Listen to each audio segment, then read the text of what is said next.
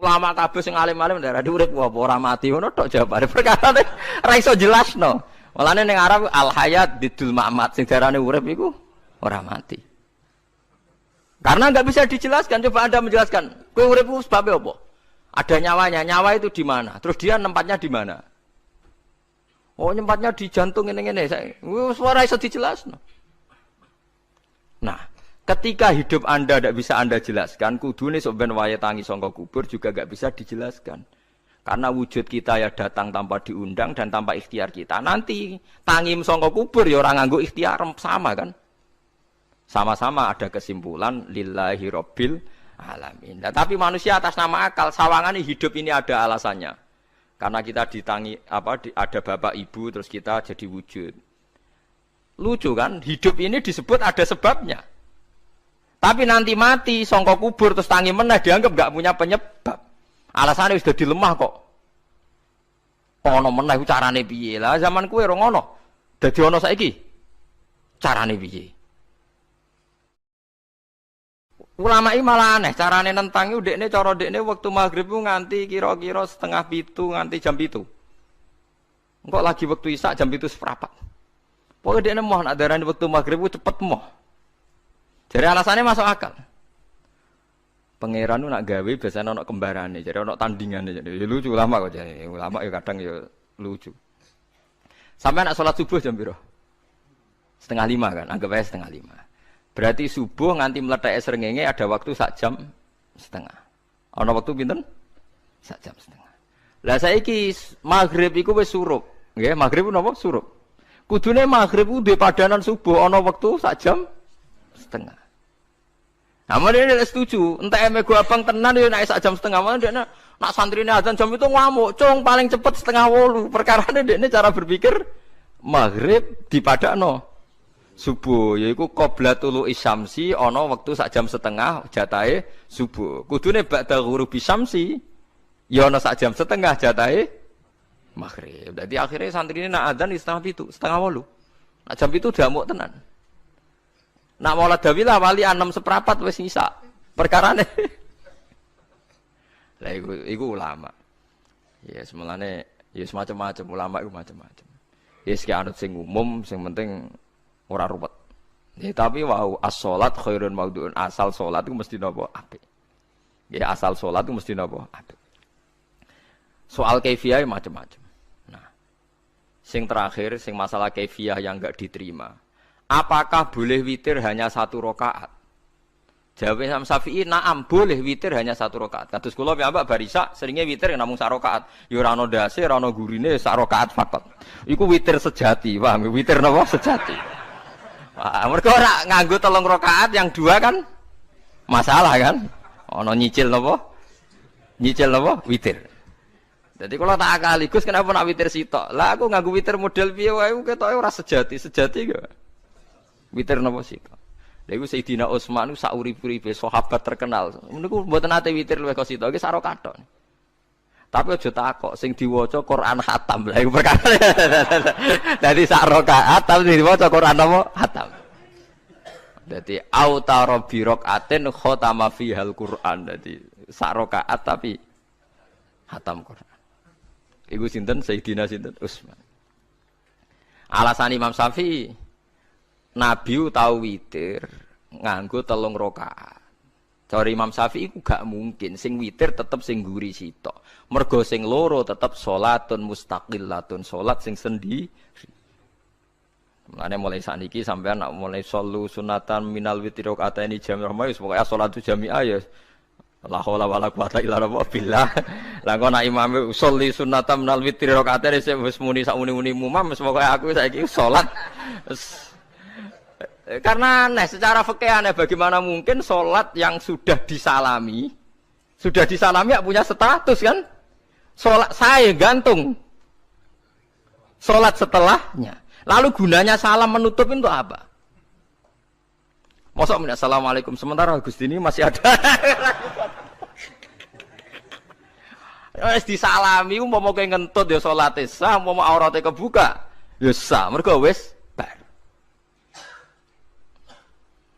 paham ya?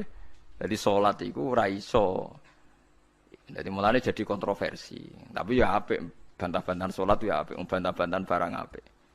Jadi bangke bantah-bantahan iki ayundi malah perkara kan, malah mari fitnah. Ya ada bantah-bantahan perkara napa? Salat. Jadi ulama iki macam-macam. Jadi sing terakhir kula terangno tentang filosofi salat. Di kula suwun sing ngaji kula sing seneng kula senajan to donga iftitah mboten wajib. Tapi nanti kesempatan kedah diwaca karena ndak ada riwayat yang mengatakan ulama pernah meninggalkan itu. Senajan to sak kadar. Terutama pas napa inna sholati wa nusuki wa mahyaya wa mamati lillahi rabbil alamin. Terus salatku, ngibadahku, matiku, uripku namung kersane Allah. Utawa namung kangge Allah. Karena ini menjadi filosofi sing dadekno salat mari ahlil jannah. Jadi kita nak salat mesti ahlil jannah. Wong qad aflah, teman-teman bejo wis mesti bejane. Sampeyan ora usah wedi suul khotimah. Niku waswase setan. Mboten enten suul khotimah. Setan niku keliru, semua meden-medeni tok. Nah, setan percaya suul khotimah ikon gawe suul khotimah. Mulane kula anggere wedi suul khotimah omongan kula setan. Tan setan nak pancen aku mbok weden-wedeni suul khotimah, yo gawe wae aku ben suul khotimah. Aja meden-medeni tok. Dan kowe ketok dadi pangeran. Kowe dhewe ora siap dadi pangeran. Ya ora pangeran kok meden-medeni aku. Jadi setan memang harus dididik, kudu diancam, paham ya? Mulane kula ana kiai pemuja setan kula ora seneng setan godane ngene kiai ra mesti selamat, wong top-top ra mesti selamat. Itu namanya memuji setan karena dia nganggap setan itu luar biasa. Setan kudu mbok prekno, mbok anggap gagal, tan setan cek goblok, kowe meden-medeni aku suul khotimah aku tetep salat. Berarti kowe gagal. Karo dene nek kowe kepengin menungso sesat kabeh ya sesatno wae ora usah meden-medeni jare kowe kondang kok trimo mok ngono-ngono tok ae. Bedekne ya roh tingkat kegagalannya, paham nggih? Jadi setan harus dididik bahwa dia juga sering gagal. Setan kan ingin manusia enggak sholat semua kan, zina semua, maling semua. Ternyata kita enggak maling. Yang sholat juga banyak. Itu kan berarti tingkat kegagalannya apa? Setan. Lah kita ndak ora dan setan wis sholat puluhan tahun digodho ilang gandene goblok kowe. Nak wong iku salat puluhan tahun berarti puluhan tahun dalam kegagalan setan. Mergo wong salat berarti setane gagal. Mulane kula mbek setan niku saiki tambah wani. Ya mletene ngono kon mlebu neraka ya kok gelem. Misale dekne hebat kan mboten purun Gusti tak ning swarga mawon. Ternyata dekne mlebu swarga gak iso kan? Lah ya mletene lah ya wong lemah ngono kok mbok entuk. Tadinya setan kan lemah sekali kan? Lha iku sedekahul azim ketika ngendikan inna kaidas syaitani kana napa dhaifa. Sebenarnya setan itu dalam bahasa Quran itu dhaif sekali. Lemah sekali. Tapi kita sering muji. Nggih sering napa? Sering muji. Darani setan hebat, wong wali, wong alim kadang digodho kena. Ya soal kena cara kena akeh ra kena ngono wis akeh napa? Akeh mboten napa? Kena. Minimal ngeten lho sampean. Tapi kula nate Gus kepengin tahajud terus tahajud berarti setane menang. Tapi setan ora sekedar kowe kepengin ra tahajud, kepengin kowe kafir. Umpama kira tahajud tenan iku ya setan isih rugi kok. Tapi kowe jek Islam, tapi jek mlebu swarga, kepengin iku nganti apa? Kafir. Jebule kowe ora kafir kan? Lan ana ulama nak tangi turu gak tahajud, ndekne nangis. Angger kali gak tahajud nangis. Terus matur mbek pangeran, Gusti kenging napa kula mboten kasil tahajud. Ambek pangeran dingendikane ngene, teng kitab Al-Minanul Kubra karangan Imam Syaroni. Kowe ku ulama kok bento. Sing nirokno kowe sapa? Nggih jenengan Gusti. Sing maringi tangi sapa? Nggih jenengan. Lah wis anggap ae kabeh kersaku, ora kersane setan. Wis bar. Mulane kula mati tahajud keterusan nggih tenang mawon kula. Kula duwe ilmune, Kowe ku ulama kok bento. Sing nirokno kowe sapa? Nggih jenengan Gusti. Sing nang ana sapa nggih jenengan kula iya sak kabeh ku sing ngersakno aku ridho ra wis bar jan.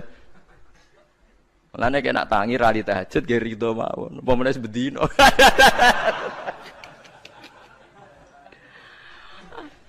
Jadi penak berislam tuh enggak apa-apa. Berislam tuh gampang. Ya kowe turu sing kersakno sapa? Nggih jenengan Gusti. Kowe tangi sing kersakno sapa? Lah ya sanggep ae ku kabeh kersaku bar. Paham ya? Terus nak wae tahajud ya tahajud yo kersane pangeran. Ra tahajud ya ra tahajud yo kabeh kersane napa? Pangeran. Penting mboten maksiat mun sae. Penting mboten napa? Maksiat. Mun jenengan ngandel kula.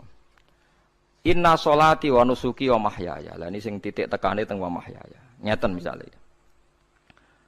Urip niku kabeh kersane Allah. Carane mikir ngeten. tiang-tiang sing jaduk-jaduk dhisik ya mati. Nabi nggih kapundhut, tiang-tiang soleh nggih kapundhut, tiang-tiang dolim nggih kapundhut. Kalau betul mereka ingin menjaga kehidupan, berarti kalau betul mereka kuasa kan tidak kapundhut. Hidup selamanya nyatane do mati. Berarti urip mati namung kersane Allah. Terus misalnya sampean berpikir, lalu somben nak wis dadi lemah carane tangi piye? Lah ini yang penting kula aturaken teng ngaji mriki. Kula sederenge ngaji nu sering akhir-akhire sering salat maca ayat liyahlika man halaka am bayyinati wa yahya man hayya napa am bayyinah. Tugase ulama iku jelasno ayat-ayate pangeran. Sampeyan saiki tak bedheki. Sekarang sampean Anda hidup itu tahu alasannya enggak? Kenapa Anda hidup? Enggak tahu kan? Kenapa kita masih hidup? Enggak tahu. Kenapa Anda wujud? Juga enggak tahu. Kita pernah enggak ada, tahu-tahu ada. Juga enggak tahu alasannya kenapa. Yang jelas di luar ikhtiar kita. Setelah kita katanya punya akal ya, saya bilang lagi loh. Setelah kita katanya punya akal terus bilang kita masih hidup karena orang kelindes truk, karena enggak kena penyakit, karena jantung kita normal, paru-paru kita normal. Terus kita bilang hidup. Jadi kita atas nama kebodohan bilang kita hidup karena jantung kita normal, paru-paru kita normal, semuanya normal. Maka kita hidup. Nah ditakoki, lalu kapan kita mati? Setelah jantungnya rusak, paru-parunya rusak, terus kita mati. Tapi orang yang sama kalau ada bilang, berarti yang menjadikan hidup itu jantung dan paru-paru. Lalu berarti zaman kita belum hidup itu jantung dan paru-paru harus ada dulu, karena itu yang bikin hidup. Ya ada juga, dulu ya ada juga. Loh ya kalau jantung dan paru-paru semuanya normal menjadikan kita hidup, berarti jantung dan paru-paru harus wujud dulu-dulu, karena itu yang menciptakan kita hidup. Ya ada juga, ya tidak tahu. Paling-paling nanti statusnya paru-paru jantung hanya dipakai alat Tuhan untuk menjadikan ada kehidupan. Yang kita kira ada. Padahal sebenarnya kehidupan ini juga enggak ada, karena kita tidak tahu. Sing darani urip iku apa ya ora roh. Kowe roh maknane urip apa? Ulama kabeh sing alim-alim darani urip apa ora mati ngono tok jawabane. Perkarane ora iso jelasno. Mulane ning Arab al hayat bidul ma'mat sing darani urip iku ora mati. Karena enggak bisa dijelaskan, coba Anda menjelaskan. Kowe urip ku sebabnya apa? Ada nyawanya, nyawa itu di mana? Terus dia nempatnya di mana? Oh, nyempatnya di jantung ngene-ngene. Suara iso dijelasno. Nah, ketika hidup Anda tidak bisa Anda jelaskan, kudune sok ben wayahe tangi saka kubur juga enggak bisa dijelaskan. Karena wujud kita ya datang tanpa diundang dan tanpa ikhtiar kita. Nanti tangi saka kubur ya ora nganggo ikhtiar sama kan? Sama-sama ada kesimpulan lillahi rabbil alamin. Nah, tapi manusia atas nama akal sawangane hidup ini ada alasannya. Karena kita ditangi ada bapak ibu terus kita jadi wujud. Lucu kan? Hidup ini disebut ada sebabnya. Tapi nanti mati sangka kubur terus tangi meneh dianggap enggak punya penyebab. Alasannya sudah dilemah kok.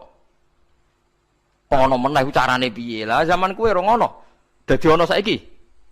Carane piye? Makanya kalau suruh balik-balik bilang, jika tangi sangka kubur iku mukhal, berarti wujudnya Nabi Adam dan wujud yang sekarang lebih mukhal karena tanpa sebab. Nggih tanpa napa? Sebab. Lho nggih to, aneh Nabi Adam mek sampean saiki no, dadi roh gentayangan dhisik kok apa juk-juk dadi sakmene iki. Do diutang, di kasus, do demenan. Aneh pundi? Aneh wujud yang sekarang karena wujud nanti ning ora-ora mahsyar, wujud dari wujud yang sudah ada. Sementara wujud kita yang sekarang dari tidak ada. Lain mulane pangeran didik napa hal ata alal insani khidum minad dahri lam yakun syai'am mazkura. Manusia itu harus ingat bahwa dia pernah tidak ada. Ya, dari tidak ada ini menjadi ada adalah ayat bahwa wujudnya dia tidak ikhtiarnya dia sendiri. Mulane setan dinyak pangeran. Karo dene kok nyembah setan. Ma asyattuhum khalqas samawati wal ardi wala khalqa anfusihim. Wa ma kuntum muttakhidal mudillina aduda. Setan kok mbok dewak-dewakno piye? Apa setan melok gawe langit bumi? Ora. Apa setan gawe awake dhewe? Ora. Umpama setan gawe awake dhewe mesti dekne milah berpenampilan ganteng, gerduwe ku elek kabeh, wewe ge elek kabeh. Umpama dekne gawe awake dhewe milah dadi napa? Ganteng. Mulane tiyang sing pun wusul nak roh setan mlebu neraka. Wah, berarti setan ra hebat mletene ngono jebule milah nggon neraka. Kudune nak hebat kan milah nggon apa? Swarga. Lho niku mun kersane pangeran nego setan dakok neraka nek wong apik dakok swarga. Lah iya trimo diatur kok botol ngono ae kan. Artinya jika Anda bilang wis kersane pangeran setan dakok neraka, berarti setan mau koyok botol, koyok watu sing ditata sing duwe. Berarti setan ndak siapa? Siapa. Sama dengan kita ndak siapa? Siapa. Alam yakun sayam.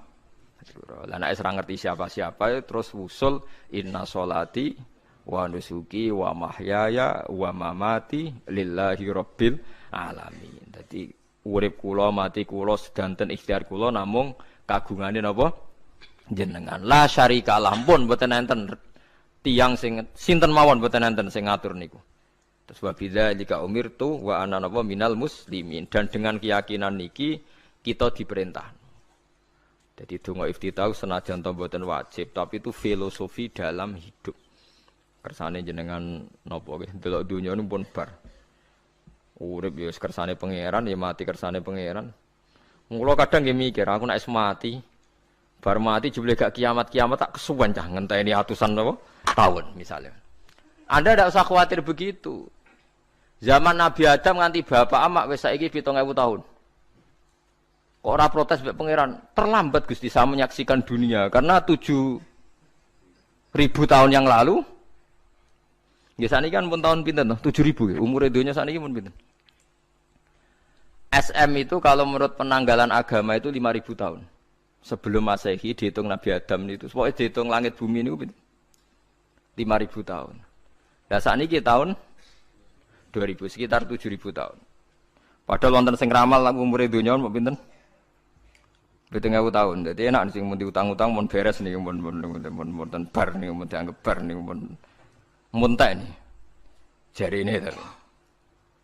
Dieling-eling nggih kula suwun senajan to ilmu niki mun lazim diyakini tiyang Islam. Tapi sampean ulang-ulang. Kados srengenge misalnya. Kula nek delok srengenge niku eling. Berarti urip ning swarga selawasi-lawas iku mungkin.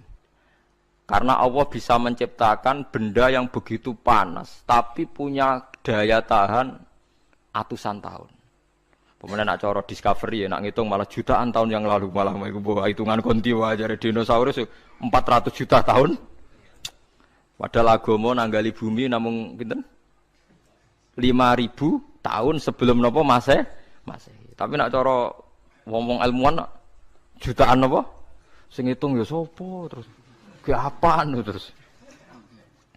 Nggak begini saja kalau sampai melihat matahari misalnya. Matahari itu kan banyak panas sekali. Ternyata Allah bisa mengelola matahari seawet itu. Ribuan tahun. Apalagi ngelola kita. Kita ini untuk abadi lebih gampang. Karena bahannya ada panas. Nggak gampang rusak. Terus gampang direproduksi. Maksudnya gampang digantikan. Maksudnya kan di masa lalu kan kena. Kayak Rogen udah anak keriting akeh kok putune kan gampang. Lho kalau mikir mau gampang ngeten. Misalnya buaya sing masyhur dianggap hewan purba yang terlama. Manusa ilang wis ketok angel. Misale koyo boyo mati ana anake meneh, anake ana anene. Nabi Adam kan ngoten. Wong sitok di ketahanan sampai saiki. Gonta-ganti wong. Artinya berarti ada gen Adam yang abadi sampai sekarang kan, karena setiap manusia sekarang berarti ada gennya Adam. Artinya Allah memberi contoh betapa Allah bisa ngatur supaya fisik manusia gen ini abadi. Buktinya Adam nganti saiki kan masih kan? Lho nggih to, pasti di antara jasad kita kan ada unsur Adam. Lah ya Allah gawe sura, apa meneh kowe sampeyan ning swarga ning neraka, Allah tetap punya cara untuk bikin abadi. Mbok piye carane? Tapi melihat Nabi Adam nganti tok sampeyan kan ana bukti Allah duwe cara ngabadekno unsur Adam. Karena tidak mungkin kan dalam diri kita sekarang enggak ada unsur sinten? Adam. Sama ndak oleh bantah. Tapi Adam piyambak kan pun kapundhut. Tetapi Adam yang sekarang sampai sampean saiki. Mbok tapi ora roh sampean sing turunane Qabil apa sing ora roh iso wae cek ngono ae. Wong jarene cerita. Qabil iku lahire ning swarga. Dirabekno mbek Labuda sing lahire ning bumi. Labuda ku elek gembrot. Habil lahire ning bumi, rapati ganteng, dirabekno Iklima sing wayu. Lahiran swarga. Sire Qabil gak trimo, wong aku cah ganteng kok dientukno celek. Mulane saiki nek ana cah ganteng dientukno celek ra trimo ya kaya Qabil. Lah tapi enggak pikirane Nabi Adam ya ora roh ben silang ben sedengan. Mergo nek elek entuk elek kan malah musibah kan. Saiki anake ra melok dosa tapi eleke dobel. Misale kriting untuk kriting, elek untuk elek, fakir untuk fakir kan ya memperparah to nggih. Cara kula ncen haram. Elek untuk elek rabi cara kula haram. Saiki anake kan ra roh apa-apa ujug-ujug elek banget lho, ora terima elek napa? Elek napa? Banget. Jadi cerita kan ngoten, walhasil akhirnya tukaran, mergo Qabil gak terima. Pas tukaran dipisah Nabi Adam. Angger sing takor rupe sukses berarti ikhtiare bener. Ya mau Habil nyembelih wedhus, sing Qabil seneng buah-buah. Mulane seneng buah-buah niku rada masalah dianggap simbole wong-wong sing seneng mapan. Mulane kene Umar usah di buah-buahan akeh-akeh, cukup gedang siton, sesuk katesne siton, ora usah semua buah-buahan wonten. Iku dhisik kurbane sinten? Qabil. Tapi sing melarat teman-teman yo keliru. Dhisik Habil saleh iku omahe cek penuh daging, paham nggih. Perkarane kurbane cek wedhus. Ora pitik, mergo bedigasan pitik niku. Jadi ada sebuah toriko sing ngaramno anak buahe mangan pitik. Perkarane wong ku kelakuane kaya sing dipangan. Ya repot ta ngoten iki. Repot. Ya repot lah ngono terus ya repot. Berarti nek sering mangan welut tak bulet. Ngono ya berlebihan. Toreko niku napa? Berlebihan wis biasa mawon. Kula nggih mboten fanatik iki biasa. Tapi kalian kula ora seneng mangan. Jadi kan unsur hewani saya kan ndak banyak. Kula ora pati seneng napa mangan. Walhasil akhirnya Qabil korbannya enggak diterima. Habil diterima. Terus semenjak itu juga akhirnya walhasil Qabil mateni Habil. Jadi makanya konflik wedoan konflik tertua. Mental membunuh ya mental tertua. Pertama peradaban manusia itu dibangun rebutan wong wedok dan saling membunuh. Nek ana tukaran kira usah gawa, iku tradisi terlama. Nggih, tradisi terlama manusia. Mesir kok bentrok padha Islame. Irak, Syria kok bentrok iku tradisi terlama. Demi wedokan nek direwangi tukaran, tradisi terlama. Biasa. Dadi iki biasa mawon urip napa? Biasa. Kabeh kejadian ngene iki wa inna sholati wa nusuki wa mahyaya wa mamati lillahi rabbil alamin. Macam-macam ya nek tiyang tasawuf ngartekno kabeh iku kersane Allah. Nek tiyang fikih ngartekno semua ibadah kita diikhlasno ora golek imbalan namung kabeh dipersembahkan kangge Allah. Cuma teori fikih ini ada kelemahannya, kesannya Allah itu butuh kita kasih. Padahal kita bisa sholat yang nganggo hidayate pangeran, iso zakat yang nganggo donyane pangeran. Kok kowe ngrasa zakat itu donyane sapa? Mane sing bener nggih teori tasawuf, kita iso sedekah ya kersane pangeran. Sing kita sedekahno nggih donyane pangeran. Berarti lillahi. Nah, jadi lillahi ta'ala artinya nek cara tasawuf itu bahwa semua kebaikan kita ini karena Allah, karena hidayat Allah. Nah, cara fikih mboten kesannya kita yang berbuat lalu kita ikhlaskan Allah. Tapi pertanyaannya kan kita bisa berbuat itu pakai fasilitas apa? Hidayahnya Allah juga kan? Nah, makanya ilmu tertinggi dianggap tasawuf karena tasawuf ini yang benar-benar lillahi rabbil alamin. Tapi fikih juga baik karena wong kan seneng GR to nak muni aku alhamdulillah bar zakat. Muni aku alhamdulillah bar zakat itu kan ya ora jelas. Muni aku ngrasa dekne pelakune, muni alhamdulillah kersane Allah iku ya bahasa paling gak jelas. Tapi apik muni ngono, aku alhamdulillah bar salat. Ya pamer nak aku bar salat, tapi ya ngakoni nak kabeh kersane Allah. Lah nak kersane Allah sing dipamer apane ngene ya ora jelas ya. Ya tapi itu apik lah. Muni apa? Aku alhamdulillah bar salat itu ya bahasa gak jelas, ya gak jelas juga bahasa itu tapi ben ngono. Paham geleng-geleng itu terus salat niku ini yang keempat kalau ceritani hikayatu sholatil khosyin. Saya baca di beberapa kitab Sayyidina Umar niku dipanah. Panah niku rak wonten mata pancing. Jadi nak mlebu niku ditarik sakit, nggih. Nak ditarik napa? Sakit sekali. Ditarik dokter paling canggih pun sakit. Akhirnya Sayyidina Umar kondo, engkau tarik pas aku sholat. Gua aku nak sholat iku lali. Tenan pas beliau sholat ditarik uga ubah blas. Ditakoki kok jenengan ora krasa blas ora. mosok aku ning ngarepe pangeran, eling pangeran krasa lara kan dadi aneh. Tapi alhamdulillah kowe krasa, sing aneh ya kowe wong sowan pangeran kok roh ana wong liwat ya roh.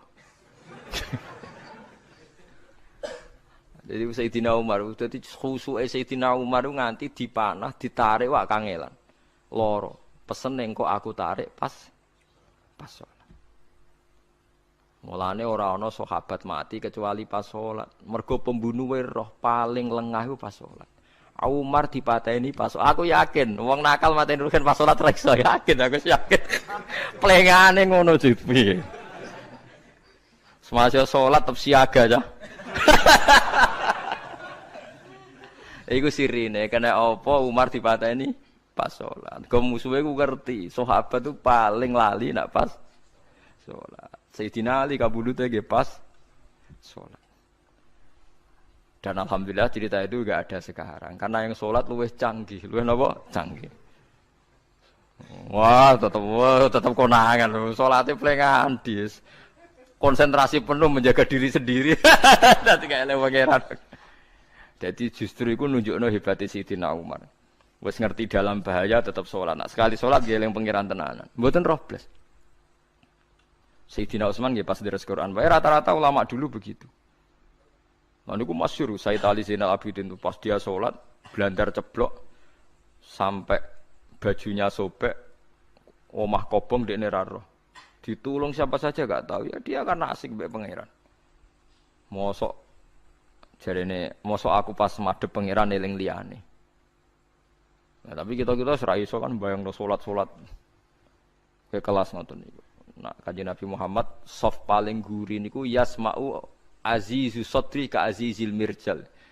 Nabi nak salat niku sing guri niku ngerti dentuman dadane Nabi sang wedine nang pangeran kados banyu sing umum. Ka'annahu husya alaih, sampai Nabi meh pingsan saking wedine pangeran. Ini disebut taqsa'irru min hujuludul ladzina yakhshawna rabbahum. Jadi Allah nazzala ahsanal hadithi kitabam mutasyabihan. Matsan ya taqsa'irru min hujuludul ladzina yakhshawna rabbahum. Makanya potensinya orang-orang soleh itu jarang sholat sunat karena sholat fardu saja butuh energi yang luar biasa. Meh kudu kesemper. Nah, alhamdulillah kita kan sholat biasa saja. Berarti yo qobliyah yo oke, ba'diyah yo oke, sholat yo oke, tapi cara dipateni wong ora iso. Ya, tetep apa? Ngono ngrasane krungu. Parah. Salat awake wis parah. Salat riyen para sahabat itu luar biasa. Sampai wong kafir nak ape nyerang, sampai ana salat khauf iku sampai wong kafir sepakat engko nak nyerang Muhammad niku pas napa? Salat. Sampai akhirnya Allah gawe rukhsah wonten salat khauf. Salat di mana separuh saf njaga musuh. Mergo Nabi nek salat tu lali. Sahabat nek salat dia lali. Akhirnya gini ku. Dalam sistem keamanan dadi kelemahane sahabat gini ku. Akhirnya Umar salat di depan umum. Lho di depan umum. Kok iso lali kabeh? Mestine nak Umar lali kan makmum Ruhin Mustofa eling mboten iki sing saf awal 2 niku lali kabeh. Lho nggih imam kok ngarep. Niku Abu Lulu Al-Majusi ku iso liwat yo nganti tok Umar yo slamet. Mungkin salat kabeh. Nak saiki ora iso, aku yakin ora iso. Oh kena saf gure siji to sih. Nyak masjid sapa kejuwa to sih salat omong ya tenang sih. Lha iku wis anggepe barokah pangeran alhamdulillah. Jadi Umar itu tengah Arab, paham ya? Abu Lulu maju, aman. Mereka sing sholat rasa sadar itu kabeh ora kok Umar tok. Lha mau Umar ngoten liyane mboten nak kecekel tengguri itu. Hebat kan. Sayyidina Ali malah lucu meneh mendelingno ada ya mulai dulu ya ada intelijen namanya Jassas. Dan itu saya tiru dawuh Sayyidina Ali. Jassas itu ya cara niki mata-mata. Ya Amirul Mukminin, orang Khawarij itu berambisi betul membunuh Anda. Mbok ndak usah salat jamaah di masjid. Kita ini menjaga Anda di rumah. Sayyidina Ali jawab, "Hisni ajali." Jadi masyhur Sayyidina Ali ngendikan, yang menjaga saya itu ajal saya, bukan pengawal presiden. Kalau saya mati sekarang, penjaga enggak ada artinya. Begitu juga aku nak ora wayahe mati. Iku mbok wong niat mateni aku ya ora iso. Sepintas ngendikannya ini hanya klis, tapi nak mbok angen-angen bener. Saman delok saiki, misale Pak Harto itu prajurit perang mulai dulu, matine ya ning omah. Kok ora pas ketembak musuhe, padahal sak urip-uripe perang.